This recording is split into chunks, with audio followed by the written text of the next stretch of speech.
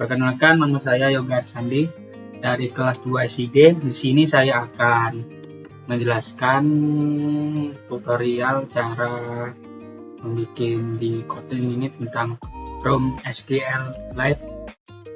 Terus di sini kita membuat pertemuan 9 ya. Di sini kita akan langsung aja ke Kotlinnya, teman-teman. Kotlinnya Android Java. Baik, di sini tak lupa kita udah di dalamnya ya, di dalam ini pertemuan 9-nya. Di sini tak lupa kita di dalam Gradle Script BTS. Di sini ada dua kadas ya. Kita milih yang line 2 nih. Di line 2 ini kita tak lupa menambahkan ini dia implementasi, annotation, prosesor, dan KSP. Ini untuk supaya kepanggil database. Habis itu kita cari ke atas. Di sini kita tak lupa ya. Nah, di sini kan kita sebelum membuat itu kita di Kotlin ini ada com example belajar room. Tak lupa kita bikin folder dengan nama adapter dan folder data. Tak lupa juga kita membuat juga di sini ada folder adapter, ada file user adapter. Ini dia. Baik, saya jelaskan satu-satu dulu supaya tidak lama-lama mengulang lagi. Nah, di sini kita ada import. Untuk mengimport suatu yang kita bikin itu supaya kepanggil.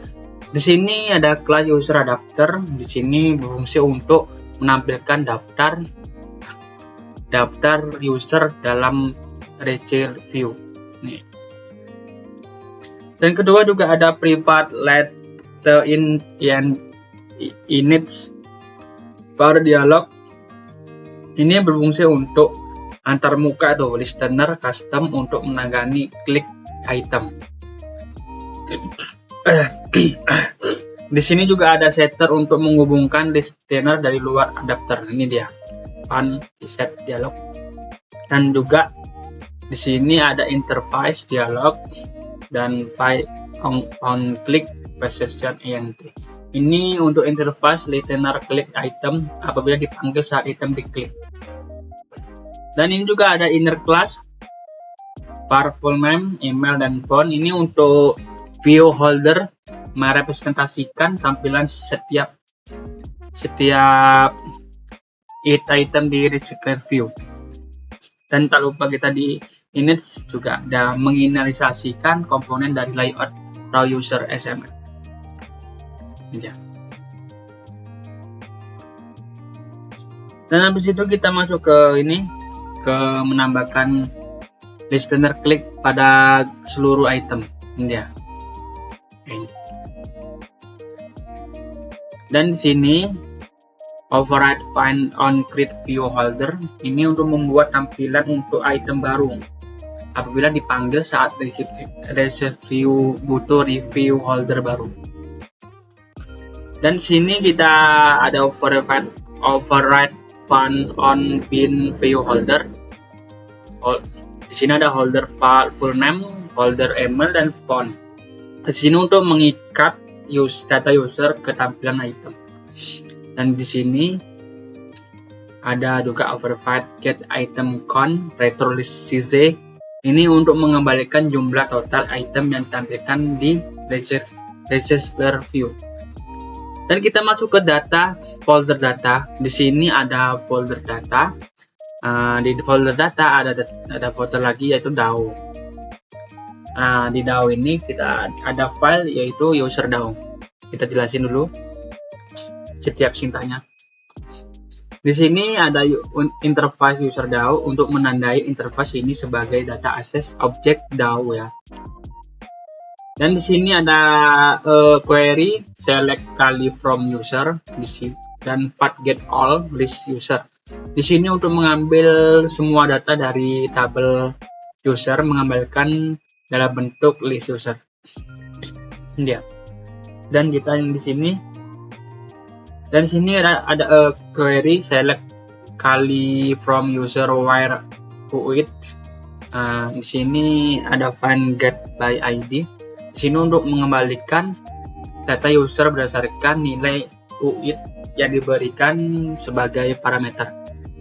Nah, sini ada insert. Di sini untuk menyisipkan satu atau lebih data user ke dalam tabel. Nah, di sini ada update. Ini berfungsi untuk memperbarui data user berdasarkan primary key pada objek user yang diberikan. Di sini ada delete. Delete ini untuk menghapus sesuai dengan objek user yang diberikannya. Oke, langsung kita masuk ke folder entity. Di dalam folder entity ada user. Ini dia user KT. Di sini seperti biasa entity data class user ini untuk menandai kelas ini sebagai entitas tabel dalam database ROM. Dan ada primary key out. Di sini auto generation true par UID int 0. Nah, di sini untuk menandai UID sebagai primary key dan nilainya akan otomatis digenerate oleh ROM. Dari sini ada kolom info. Di sini untuk menyimpan nama lengkap user disimpan dalam kolom bernama full name tabel di tabel. Dan sini ada kolom info. Di sini untuk menyimpan email user disimpan dalam kolom email. Dan di sini ada kolom info juga dalam bentuk font ya. Tadi kan email, ini yang font. Ini untuk menyimpan nomor telepon user disimpan dalam kolom font. Baik, di luar dari ini di data, di folder data ada file yang bernama app database. Di sini seperti biasa database ini yang bagian ini ya, line 12 ini. Database abstrak kelas database ini ROM data ini untuk menandai kelas ini sebagai ROM data utama. Dan entitasnya ini juga mendaftar entitas tabel yang digunakan dalam database. Versinya ini akan skema di database juga. Export ini juga maksudnya apabila false tidak mengekspor file skema di directory.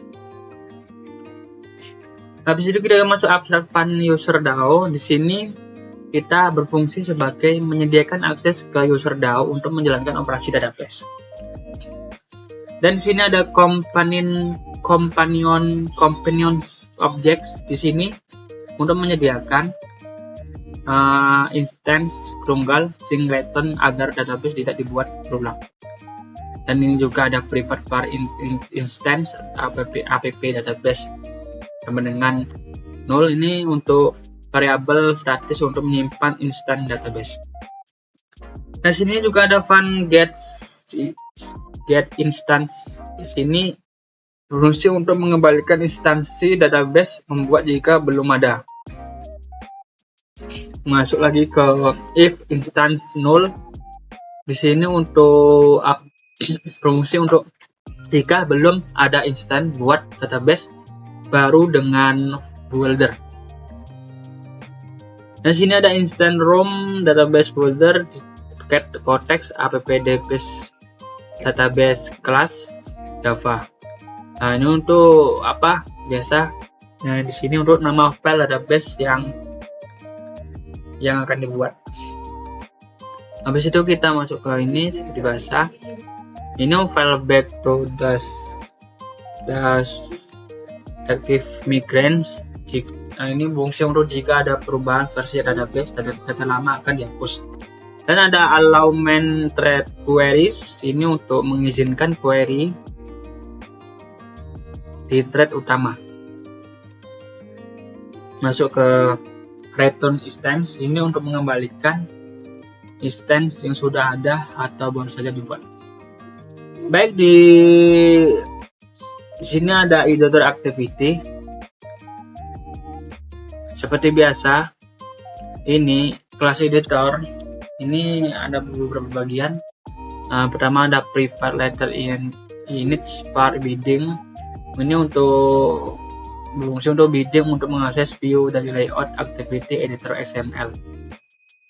Dan ini untuk private letter in var database, ini untuk referensi ke database ROM. Dan ini private var user ID int0 di sini untuk melayani untuk menyimpan ID user jika sedang dalam mode edit. Override fun on script di sini. Ini untuk ini ya. Yang ini untuk atur padding untuk menghindari overlap dengan status bar navigation bar. Dan sini apa? Yang ini untuk menginisialisasikan database. Habis itu kita masuk ke sini, database update di app database get instant. Ini untuk mengambil ID user dari index jika ada, berarti dan dalam mode edit. Yang ini insert ID, insert extras ini, dan if user ID. Jika user ID ada, maka mode edit ambil data dari DB. Situ kita masuk ke ini. Ini untuk menampilkan data ke form ya. Ini dia, form name, email, phone. Ya. Lanjut kita ke ini untuk apa? Untuk validasi, pastikan tidak ada yang kosong. Kalau yang ini ya, validasi pastikan tidak ada yang kosong. Kalau yang ini untuk event listener tombol simpan. Di sini eksekusinya, untuk eksekusi database dijalankan di background thread. Kalau yang ini untuk menambahkan mode tambah user baru. Ini user baru. Di situ kita ini ada run on edit thread. Di sini untuk kembalikan ke UI thread untuk menampilkan notifikasi dan tutup activity. Habis itu kita ke main activity seperti biasa yang saya jelasin tadi. Main activity ini untuk menginisialisasikan komponen. Dan ini juga inisialisasikan database root ini juga. Habis itu kita masuk ke adapter user adapter list. Di sini untuk adapter untuk registrar view. Habis itu kita masuk ke set listener click item pada adapter di sini. Nah, sini juga ini menampilkan dialog pilihan aksi atau ubah atau hapus di sini. Dan ini juga teman-teman, yang ini untuk aksi ubah pindah ke editor activity dengan ID user. Habis itu kita masuk ke ini. Yang ini untuk aksi hapus, jalankan di background thread menghapus. Habis itu masuk ke retrieval adapter, ini layout adapter manager. Yang ini untuk set adapter layout manager untuk registrar view. Yang ini untuk aksi tombol tambah ini. Dan ini suppress line notify database state change private and get data. Ini untuk mengambil data user dari database. Baik, kita nengok ke tampilannya ya teman-teman. Ini ya. Ini tampilannya. Seperti ini tampilan yang saya buat. Terus ambil ke activity main XML. Nah, ini dia tampilannya yang saya buat. Activity main XML. Nah, habis itu kita jalankan, coba ya. Coba jalankan. Ini dia. Nah, coba kita tambah. Nah, di sini coba kita membuat tambah datanya. Namanya siapa? Coba kita nama